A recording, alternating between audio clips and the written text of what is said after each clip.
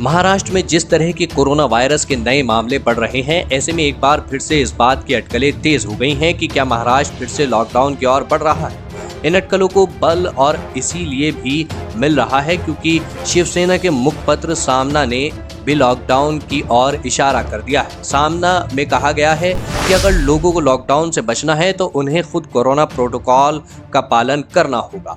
इससे पहले महाराष्ट्र में कैबिनेट मंत्री मंगलवार को कहा था कि शहर में आंशिक रूप से लॉकडाउन लगाया जा सकता है। स्थानीय प्रशासन इस पर विचार कर रहा है। उन्होंने कहा कि अगर इसी रफ्तार से कोरोना के मामले बढ़ते रहे तो लॉकडाउन के अलावा दूसरा कोई विकल्प नहीं बचता है। अब खुद शिवसेना के मुखपत्र सामना ने लोगों को चेता दिया है कि अगर वे कोरोना नियमों का पालन नहीं करते हैं तो महाराष्ट्र के लोगों को एक बार फिर से लॉकडाउन झेलने के लिए तैयार रहना होगा।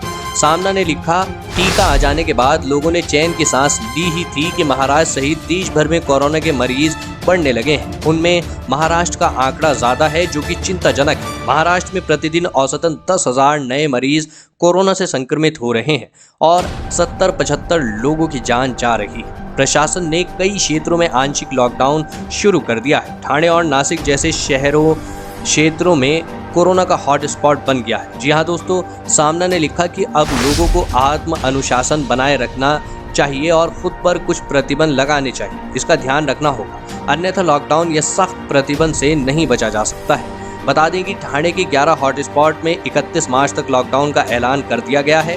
ठीक इसी तरह उद्धव ठाकरे ने स्थानीय प्रशासन और बीएमसी को हॉटस्पॉट इलाकों में लॉकडाउन को लेकर फैसले लेने की स्वतंत्रता दे दी है। जी हाँ दोस्तों, आपको बता दें कि सामना में मोदी सरकार को कोरोना के बढ़ते मामले के लिए जिम्मेदार ठहराया गया है। शिवसेना ने लिखा कि प्रधानमंत्री नरेंद्र मोदी और अमित शाह प्रॉपर तरीके से कोरोना के नियमों का पालन नहीं कर रहे हैं और ना तो मास्क पहन रहे हैं और ना ही पदयात्राओं और रैलियों में सोशल डिस्टेंसिंग का ख्याल रख रहे हैं। सामना ने लिखा कि कोरोना का प्रकोप हर जगह है और यह लोगों के लिए जानलेवा है। इसकी फिक्र किसी को नहीं है।